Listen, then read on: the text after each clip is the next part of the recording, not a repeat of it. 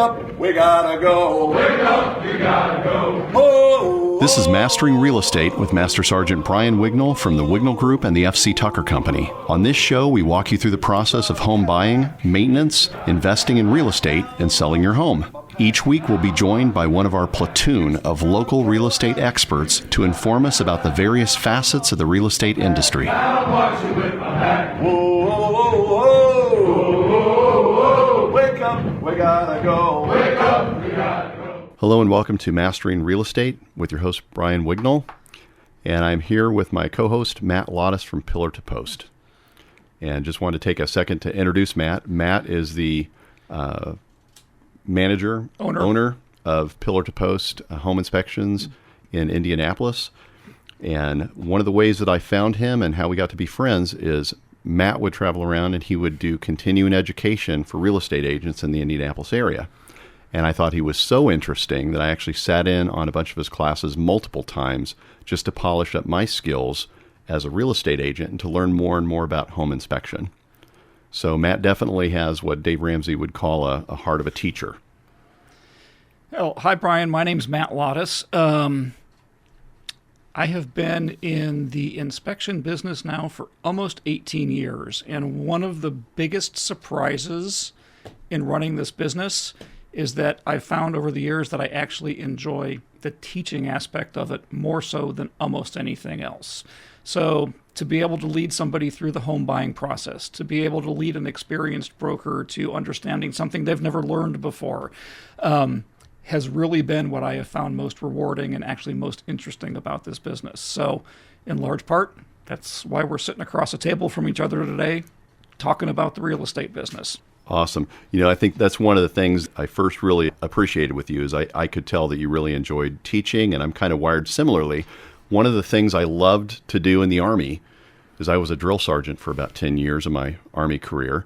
And the thing I liked the most about that job is I loved teaching young soldiers and kind of helping them with the soldierization process. And so as a real estate agent, I'm kind of doing the exact same thing. I'm teaching, only there's a little bit less yelling and no push-ups. So I think you and I are well suited for this. Yeah, it's funny. We kind of stumbled into this because I originally started doing the CE classes in the education purely as a marketing thing, to keep the rest of our business going and to try and bring in new brokers and new clients. And now it's kind of taken on a life of its own, and it's become more the focus of my job day to day than even a lot of the other stuff that we do. So kind of cool how we got where we are. Absolutely. Well, one of the things that I wanted to kind of start talking about here is one of the main things that you and I are both involved with, the home buying process, and the big question, why buy a home? And conversely, maybe we'll talk a little bit about why not to buy a home. Absolutely. Well, I will tell you, as far as why purchase a home, the big thing I tell clients all the time is that home ownership is the basic building block for wealth in the United States. In fact, it's not just the basic building block of wealth, it's the basic building block of generational wealth. Correct. And one of the things I absolutely love is when I'm dealing with a family that has never owned a home and I'm able to help them acquire their first property, just the look in their eyes. I love that more than selling $1 million house because it's something that's going to change their lives and can change their family's life as well. And so that's one of the reasons I got into this whole industry. Yeah, the United States is actually one of the few places in the world where the majority of people actually own their own homes, where you actually have a chance to do that, to buy a house, to sell that house, to upgrade, to move up. So we're kind of very blessed to be in that situation. And I do think that most people in the end should own their own houses. And I think we probably ought to talk a little bit about when's the right time to buy for most people. How should you start that entire house buying process? We're going to talk a bit about how you find a real estate agent. From my point of view, we're going to talk about how you find a home inspector. And we're going to kind of go through each one of those step by step with some of the lessons we've learned along the way, some of the pitfalls we've seen people experience, and some of the smart things that they've done along the way as well. So why don't we start out by talking about when you should buy a house or when you should consider buying a house? Well, I would say that your average person should start looking at buying a home when they have the ability to save up some money, enough money for some kind of a down payment. And we're going to get into this in later shows when we're talking to mortgage lenders. But generally, you're going to need anywhere from 3 to 3.5% down for an FHA loan or for an insured conventional loan. Now, there are loans where you can buy a house with no money down, something called a USDA loan, which would be more for like agricultural areas, a VA loan if you're prior service, if you've served honorably, a veterans loan, you can get into that. And then there are some programs in downtown Indianapolis that help people with that initial down payment. But I would say as soon as you got the ability to do that, it's important, it's critical to start moving on that. So would you say that criteria, that down payment criteria is probably the single most important thing in determining when you're ready to buy a house? Are there other things that might play into that, like geographical concerns? You've just moved to a new town, or you've maybe been in a place where you're comfortable with your job and you know you're going to be there for a while. That down payment, in my opinion, is super important, and the more you can put down, the better. Mm-hmm. But what else might play into that? Job stability, location, that kind of thing. Absolutely. Great questions. Job stability is critical. Being able to obtain a pre-approval from a qualified lender is really important. I mean, you're not going to be able to purchase a home unless you're a cash buyer without that. And I would say some of the things that would prevent somebody from necessarily pursuing that. If you're relocating into a new area, you don't know the area very well, a rental contract for a short time might make sense. Or if you're thinking you might have a job transfer within the next year to year and a half, well, then at that point, maybe it makes a little bit more sense to rent. But I've heard people talk before. In fact, Dave Ramsey talks a lot about how ideally we want to have 20% down so we can avoid something called PMI, 15-year mortgage. From my perspective, I think it is absolutely critical to try to buy a home as soon as you can, because right now in Indianapolis market, we're seeing appreciation of 10% or more per year. So even if you buy a property and you have PMI, which stands for mortgage insurance, there's a good likelihood within a year or so you're going to be able to have that house appraised and get rid of that PMI. If you're renting, landlords are going to be generally increasing your rent every year. With a home purchase, you've got the ability to buy your house, and for the most part, you're going to have a fixed payment for the next 30 years. No surprises. So I just think that is just critical to try to move at that point. So we have been in kind of a crazy market for the last 2 to 3 years or so, with really constrained, really high-priced inventory, home values, as a good thing, kind of going up and up and up. But that is probably not the market that we're always going to be in. In fact, I'm sure it's not the market we're always going to be in. So what is kind of a normal rate of appreciation for housing? It doesn't always go up, but uniquely, as investments go, it almost always goes up. Mm-hmm. So I know people over the past few years have gotten used to getting increases in the valuations of their property of 10%, 15%, 20%, literally tens of thousands of dollars. What's a more reasonable rate of appreciation for a house? Because that should factor into people's decisions as to how long they stay in a property and when's a good time to sell and things like that. So what's a typical rate of appreciation, and how does that factor into the equation? Well, that's going to vary from area to area, but I would say a good rate of appreciation, 3.5% to 4.5%, maybe 5%, okay, depending on the area. There are some areas, if the economy is not good in a specific city, like there are cities in Indiana that property values don't increase as much, and then there are some cities, specifically Hamilton County, where we've seen double-digit property value appreciation over the past few years. But I would say, you're looking, 3.5%, 4%, 5%, okay, right around there. It's going to outpace inflation. So are there ever instances where property values go down? There are, and I've talked to a lot of clients, and they'll talk about, the mortgage crisis, the mortgage industry crisis, 2008 to 2012. You had a big bubble around a lot of areas of the United States, Southern California, Las Vegas, areas like that. You had people buying houses for $1 million, and the next week it's worth $600,000. The thing that's kind of nice about Indiana is we didn't really necessarily have a bubble.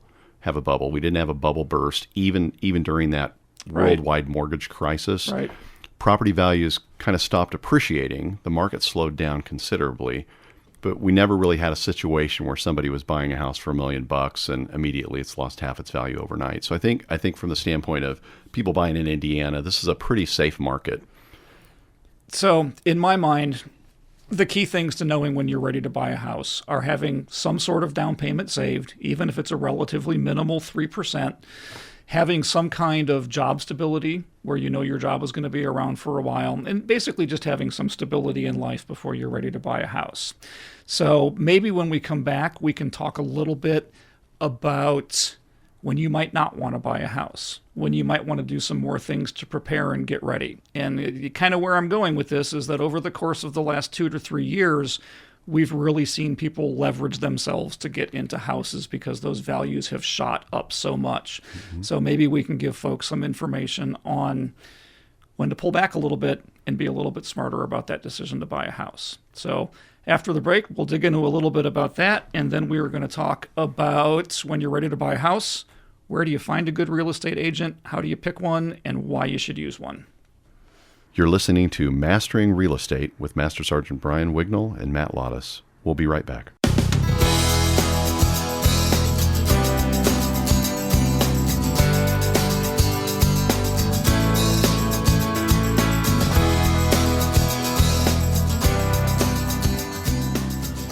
And welcome back to Mastering Real Estate with Master Sergeant Brian Wignall and Matt Lottis. By the way, if anybody has any questions that you'd like to have answered, feel free to text us at 317-797-3580. Brian, before we start talking about picking a real estate agent, let's real quick talk about price range, if you will. How do you know what size house you should be looking at and how much you can afford when you go out there looking for your first house or your third or your fourth house? And the reason I ask that is, again, we're going to phrase a lot of stuff in this kind of crazy market that we've been in for the last 2-3 years or so. I have seen an awful lot of my clients as an inspector who are absolutely leveraged to the hilt and maybe borrowing from their parents to get into a house. So what's a good rule of thumb for how much house you can and probably should afford? Well, what I would tell you is when we get into speaking with mortgage lenders, they've got a specific formula that they use on what you can afford, but my general rule of thumb is whatever the mortgage lender tells you can afford, maybe back down a little bit from that. So if you're only able to purchase a house up to $250,000, maybe let's start looking around $225,000, because you're always going to have expenses that are unknowns when you buy a house. You might need to replace gutters, you might need to, fix a damaged roof or whatever. And if all of your money is wrapped up into just making your payment, what is supposed to be a blessing becomes kind of a curse. So don't leverage yourself fully on your home. Yeah, and we will certainly talk about this more in later shows and later topics. But one of the biggest problems we see in the inspection world is what's called deferred maintenance, where people literally cannot afford to maintain their house because all of their disposable income goes into their house payment and their car payment and the payment for the furniture they bought to furnish that house. So a little bit of financial responsibility goes a long, long way in the real estate business. Absolutely. And, Matt, it's interesting you brought that up. I agree with you 100% on that, and I see that all the time as a listing agent. We'll have somebody that will come to me with a house, and they're hearing that all their neighbors are selling their properties at $350,000, $400,000, and they're wanting to know what they can sell it for. And it's substantially less than that because all of their neighbors have been investing roughly 1% of the assessed value every year in updates and repairs. And here we have a house that needs gutters, that the windows have faulty thermal seals, that the carpeting is ragged and that needs a lot of work, and you're not going to be able to sell at the top of the market. If you don't maintain your house, you won't come anywhere close to your market average. Yeah, the general rule of thumb for maintenance on a house is about 1% of the house's value per year. So if it's a $250,000 house, you need to save up about $2,500 every year just to maintain that house, not even to necessarily improve that house. Mm-hmm. And the nicer and more expensive the house is, the actual higher that percentage will actually go. So it goes up to about 2% for, nicer properties. So, A lot of people don't realize that. Oh, absolutely. Well, and kind of the analogy that I use when I'm talking to clients is if you have a car that's got 100,000 miles on it, or actually just say 50,000 miles. If you have somebody selling a car that's got 50,000 miles on it, and they have not done any maintenance, and the tires are bald, and the brakes are squealing, and they haven't changed the oil, and so it's smoking, the motor's tapping, you're not going to get the same amount out of that vehicle as that person that religiously changes their oil every 3,000 miles, replaces all 4 tires at a time, washes and waxes and maintains it. You just won't. And home sales is the exact same thing. So something definitely good to keep in mind. So let's change gears a little bit here. We've got that down payment saved up. We've got a good solid job. We've lived in the town we've lived in for a year or two. We kind of know what neighborhood we want to live in. So let's actually start talking about how we're going to go about buying that house. And the first step in that process, honestly, is how do you pick a real estate broker? We used to call you guys agents. You're all brokers now. So If I slip and say agent, I mean broker. You guys are all brokers now. So you're ready to buy that house. How do you go about picking the broker that's a good fit for you? Well, first of all, I'd say, I've heard this question before by people. Why do I need a broker? Why do I need to do that? I can look on, this website, find my own house, and negotiate my own deal. And the thing I would say is if you're a home buyer, first of all, having an agent represent you costs you nothing. In the state of Indiana, any fees that a buyer's agent receives are paid by the seller. So that's something that's negotiated in advance. But yet in Indiana, that buyer's agent is legally obligated to look at you as a client. You're a client, so they're legally obligated to make all their decisions for your best interest. So it's kind of like having a free attorney.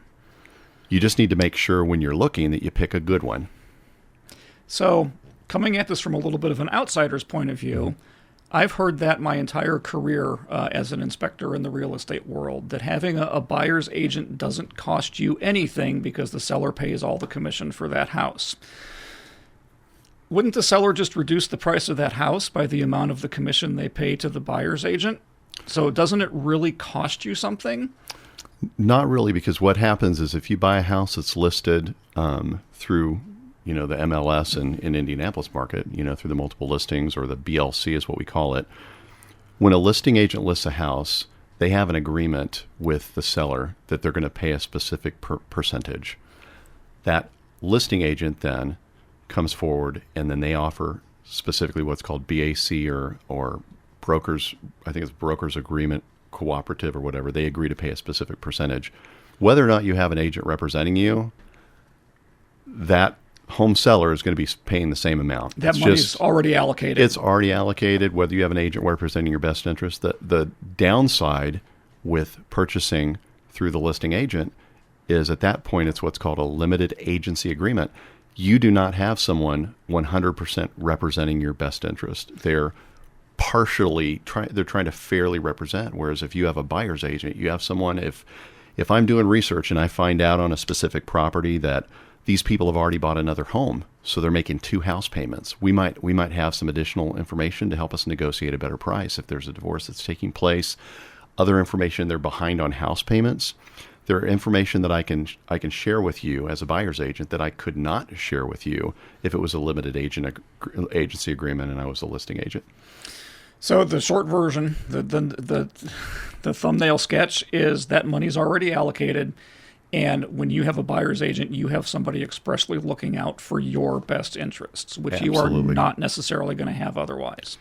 Absolutely. So then that begs the next question, that in an internet-driven, app-driven world, why do I even need a broker to look out for me anymore? Why can't I just go to Zillow or Redfin or one of those places and just start looking for houses? Because legally, realistically, you can write the contract for a house on a napkin if you want to. Mm-hmm. So what's the reason somebody might want to actually be partnered with a really good broker when they're house hunting and when they're looking to negotiate? Well, first of all, once again, as a buyer, you're not really paying for it, but you want to have a good agent backing you up for a couple main reasons. First of all, we live in a litigious society.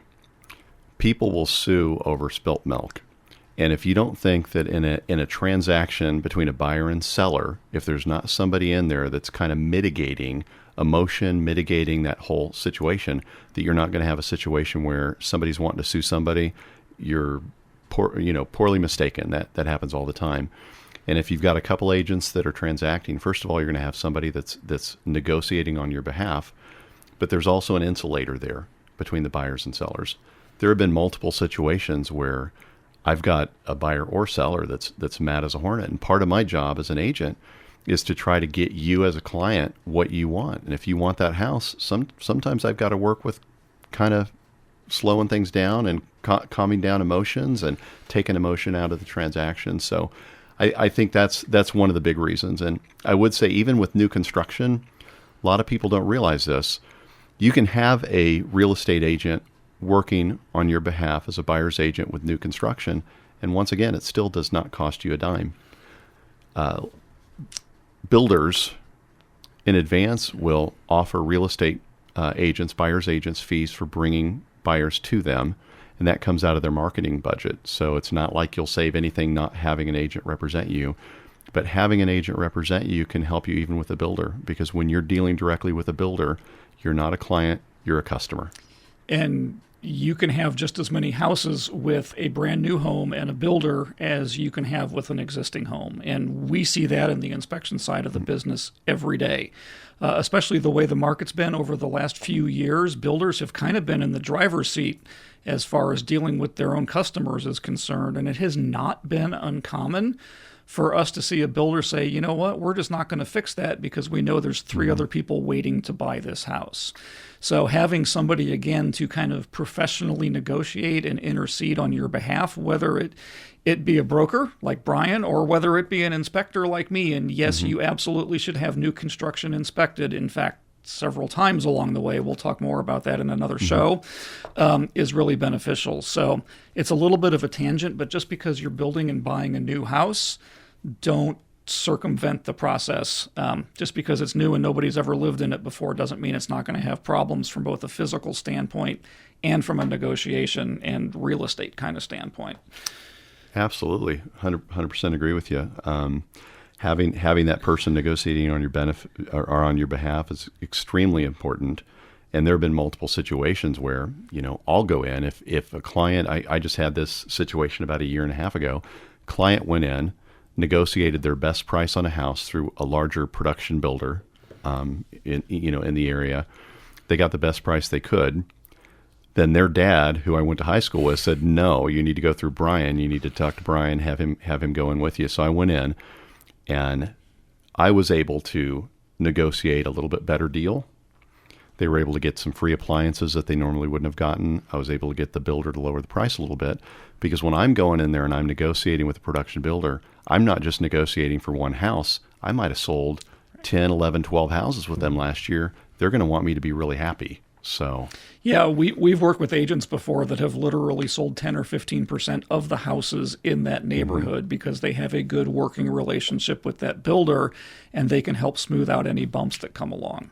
So I know builders have cut commissions for brokers because we've been in such an overheated market, but I think those commissions are probably coming back, and that situation, like so much else that we see now, is probably going to normalize. So when we come back from this break, I think what we'll talk about next is probably some traits of a good real estate broker, where you might go about finding one, and then maybe some things not to do when looking for a broker. You're listening to Mastering Real Estate with Master Sergeant Brian Wignall and Matt Lottis. We'll be right back.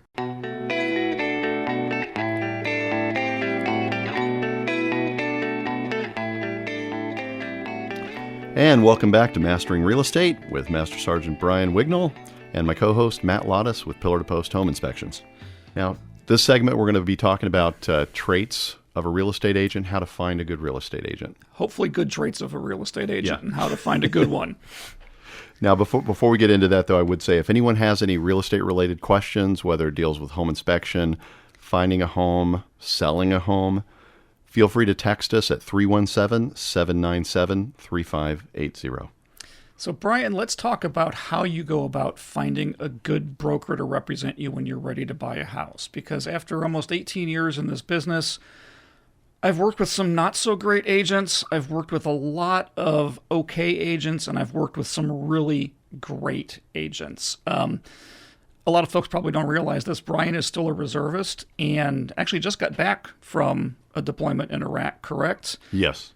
And Absolutely. I've been told that several of your clients didn't even realize you were overseas, remote working from Baghdad, as it were.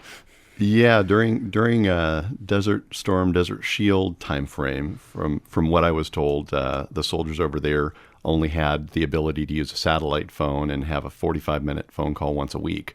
I had phenomenal internet, so I was actually up at 2 a.m. on my off time, coordinating with clients. I have a real estate team under me, so my team members were showing houses. I was doing contracts and all that online. So yeah, it was kind of fun. So I think I sold as many houses from Baghdad and from Kurdistan as I did the preceding couple months from Carmel, Indiana. So yeah, thanks for asking. Yeah, in fact, as we were in the beginning stages of putting this show together, Brian was overseas and I didn't even realize it. So you can conduct real estate business from pretty much anywhere.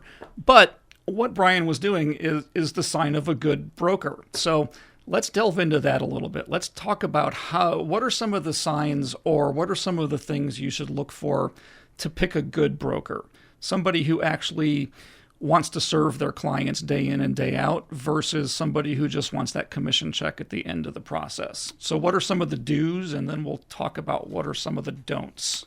Absolutely. Well, one of the things, and I think this is something we talked about when we first started off today, I think a good agent's going to have the heart of a teacher.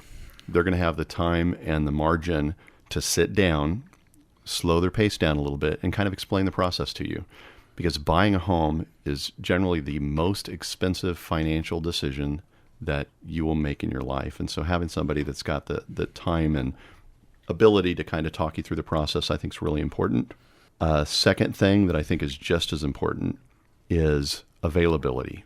You need somebody that's going to be available to you. If you text this person, do they respond?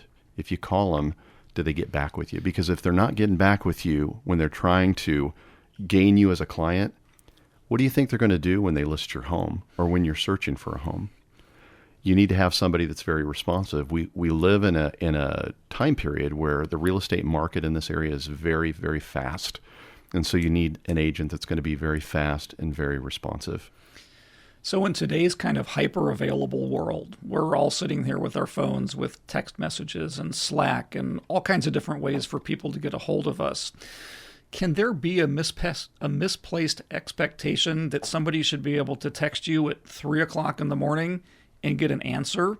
How do you go about putting limits on that communication where you're still very communicative with your clients, but there's some expectation that they might have to wait until 8 o'clock in the morning to get a reply? Because we get that even in the inspection business, and people get irate if you're not immediately there on the other end of that phone. So there's a balance in responsiveness, and while you want to try and be as responsive as you can possibly be, how do you draw that line so people don't abuse it? Honestly. Well, to be honest with you, I'm still working that one out. Yep. I'm the guy that answers phones even when I'm out to dinner with my family, so drives my wife nuts. But your wife loves that. But I'm still trying to work that out here. What I tell my clients is if you're calling at a weird time, text me. Don't be surprised if I text you back, because I've had clients text me at 11 o'clock and I'll respond right away, and they're like, "Oh man, I'm so sorry. I didn't expect you to." Part of my job, I look at my job in a similar vein as if I was a OB and I was having to deliver kids at 2 a.m. I need to be available for my clients, whether they're buyer clients or whether they're seller clients, and so that availability is very important. I've had multiple situations where I'm trying to show houses to an interested buyer, and the listing agent is the only way to get access to that house. And I call, and I'll call, and I'll call again. I'll leave messages. The next day rolls around. I'm still not getting called back. And really in this market, you can't do that. Normally what I would do in that situation is tell my buyer, hey, let's just move on. Let's go to another house. And you want somebody that's going to represent you, that's going to be available for you. So that's one of the things that I kind of think people should look for in a good broker. kind of from an outsider's perspective, because again, I'm coming at this from the inspector's point of view. What we really like and what we try to do in our business is to try and find somebody that is willing to serve their clients. And that sounds kind of touchy-feely and that sounds kind of nebulous, but one of the ways that manifests itself for a broker is I love agents that are actually willing to give their clients honest-to-goodness advice. Like we talked about earlier, there's such a fear of litigation and lawsuits in this business. I see so many brokers who don't want to give an opinion, who don't want to give advice, who don't want to kind of teach or lead their clients. So one of the things I would look for if I was looking for a broker is somebody who would give me their unvarnished advice or their unvarnished opinion. Am I off base on that, or is that a good yardstick to use? I think that's a great yardstick to use. You need somebody that's gonna shoot straight, that's gonna help guide you in the home buying or home selling process. I've seen this a lot with listing houses. You'll get agents that will go in there and they will promise somebody the moon as far as what their house will sell for. They'll list a house at $50,000, $75,000, even $100,000 over market value because that's what the client wants to list it at. And then 3 months later, when the house is still in the market and hasn't sold and they've done 3 or 4 reductions, you've got an upset client there. Were they looking out for their client's best interest? No, they just were afraid of conflict. So sometimes I've got to go into a situation and say, hey, listen, the market's dictating this. If we list your house at the price you want, we'll find out very quickly if the market thinks it's worth that. And if not, I would tell you up front, we might need to look at a reduction. So it seems almost kind of trite to say it, but actually honesty when looking for a broker becomes very important. Somebody that's willing to maybe tell you a truth that you don't necessarily want to hear about your expected price point or how much you might pay for a new house, things like that. Absolutely. And the client is still kind of driving the car or whatever as far as what offers we're putting in, but having someone that's going to shoot straight to you, I think is pretty important. Having somebody that you can trust. Yeah. That's got experience that you can trust is important. Dealing with that experience comment, one of the other things that I think is critically important, there are over 8,000 agents that are licensed just in Indianapolis. There's an agent on every block. I'm sure everybody has somebody that they know that's a real estate agent, either a cousin or a nephew or the guy at Subway just got his license, or the guy working at Lowe's Tool World, whatever. One of the other yardsticks I always use is you really need a full-time agent. You need someone that it's their full-time job, that they're representing you full-time, not somebody that can only talk to you when they get off their shift at the fire department or when they close out the bar at midnight or whatever. So full-time agent is very, very important as well. Yeah, the only thing there may be more of than home inspectors in the state of Indiana is potentially brokers, because there are hundreds and hundreds of home inspectors out there as well. And like Brian just said, a lot of those guys are part-time. This is not their business. This is not their career. They just kind of dabble in it. And, you're talking about the biggest investment most people will ever make. So why you would shortchange yourself with somebody who doesn't do this job, either mine or Brian's full-time, is kind of beyond me. If you want to think about it in medical terms, you would not take your child to get a tonsillectomy. When you do that, you want an experienced doctor or surgeon to do that. You don't want your cousin Bob, who's just graduated from medical school in the Caribbean, and you feel obligated to use him. There is a lot of that same kind of thing in the real estate business, whether it's on the broker side of things or whether it's on the inspector side of things. I have lost track of kind of where we are time-wise, but apparently we've got 1 minute to go here. So when we come back, let's talk a little bit about maybe what you shouldn't look for in a broker or conversely a home inspector. Things that might be some warning signs, things we might want to look out for. And again, we'll keep talking about how to pick an agent, and then maybe we'll briefly touch on some next steps after that we'll touch on then in the next show. You're listening to Mastering Real Estate with Master Sergeant Brian Wignall and Matt Lottis. We'll be right back.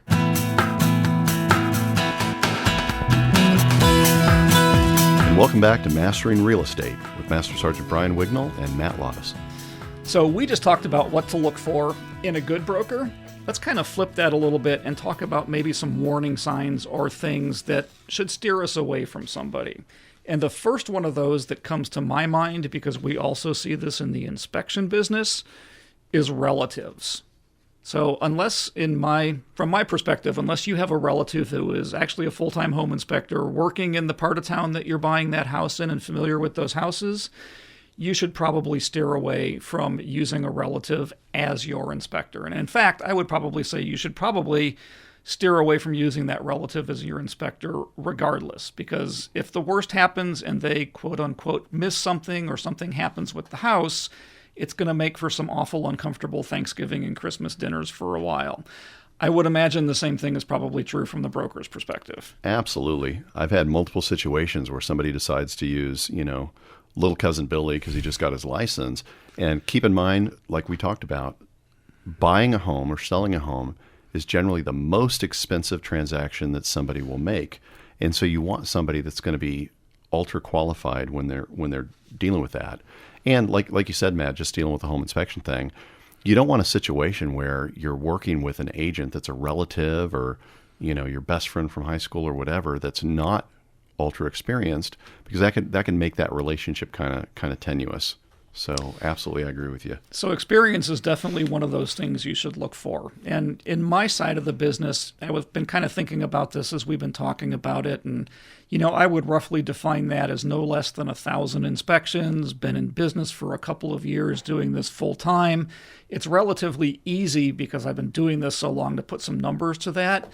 I'm kind of curious how you would define a professional full-time broker. What are some of the criteria you would kind of look for to identify somebody like that? Because it can be hard for a layman to tell, whether somebody is really professional or whether they're just kind of faking it. Yep. Well, that's a great question. What I would say is I would look. Every agent brags about how they're the best, flat out. But there are certain criteria that you can look at. First of all, how long have they been doing it? Now, just because someone's been doing it, just because someone's been a licensed agent for 20 years, they might have sold one house a year for 20 years. I would much rather go with the guy that's been an agent for 2 years and averaged $3 or $4 million a year for those 2 years and, completed 80 or 90 transactions. But I would ask them, how many transactions, how many sales did you have last year? Ask them for any kind of recommendations from clients. What's their reputation with clients as far as that? Now, just to let you know, with my group, which is the Wignall Group with FC Tucker Carmel, we are what's called a platinum agent or platinum producers. And what that means is that we are rated in the top 4% of MIBOR, which is Metropolitan Indianapolis Board of Realtors. We're top 4% out of 8,000 plus agents. In addition, I am a Dave Ramsey ELP. I know a lot of people here probably listen to Dave on 950, but I'm a Dave Ramsey endorsed local provider, also a 5-star agent. So as somebody's been selling for a while, as someone's been gaining experience, you'll see those people kind of rise to the top. Real estate, like a lot of other careers, your top 10% of your people make 90% of your money. And according to statistics, I thought this was kind of interesting. According to salary.com, the average agent in Indiana, real estate agent in Indiana, makes $43,286 per year. Ouch. That's as of August 2022. Now, according to the U.S. Bureau of Labor Statistics, the average median pay for a real estate agent nationally is $48,770 per year. So adjusted for cost of living, it's about average. Not much. So I would say go with a top agent. You don't necessarily need to go with the person that's, selling $100 million a year or whatever. But go with a top agent that's proven themselves, that's got the knowledge, that has received some awards, because you want somebody that's going to be representing you, that's going to represent you fully. And especially as a buyer, since it's free, why would you want anything less than the best person that you can find? So that brings up an interesting topic, at least in my mind. So in my business, we are chock full of meaningless designations.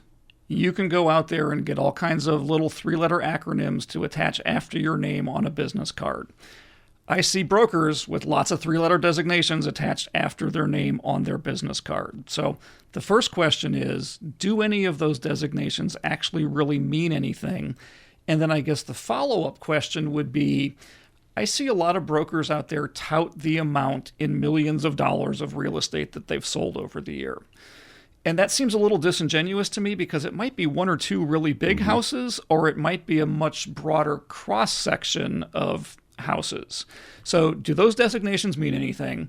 And does that aggregate sales number mean anything? And then I guess the third one would be, I see a lot of brokers out there with really fancy titles after their name, second vice president of this or third vice president of that. Should anybody use any of those designations or numbers when it comes to picking a broker when they're ready to buy that house? I think production is a much more important criteria than letters after your name. There are a lot of courses out there. You've got courses that try to help you do a better job representing people that are retired or veterans or whatever. And a lot of people will take those classes, they get that designation, and then they can get referrals from that organization, which they pay a commission back.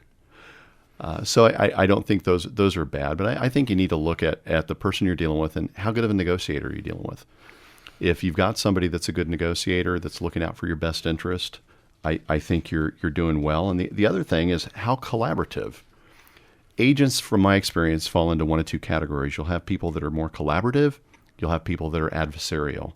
And I can tell you, just being in this industry, I have a lot more fun dealing with somebody that's collaborative, and so do all the people that are involved. I think some agents just want to try to win.